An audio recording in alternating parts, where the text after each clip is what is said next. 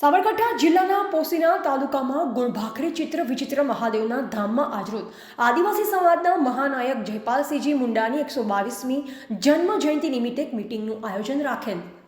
પોશીના વિજયનગર ખેડબ્રહ્મા તાલુકાના SC ST તેમજ સમાજના લોકોની ઉપસ્થિતિમાં આયોજક જગદીશભાઈ તરાલ, દુધેશ્વર બંસી, રમેશ ડામોર તેમજ મુખ્ય મહેમાન તરીકે સુપ્રીમ કોર્ટના વકીલ કેવલભાઈ રાઠોડ તેમજ ડેડિયાપાડાના ધારાસભ્ય શ્રી ચૈતરભાઈ વસાવાની ઉપસ્થિતિમાં આદિવાસી સમાજના લોકોએ ભવ્ય સ્વાગત સાથે સંબોધિત કર્યા.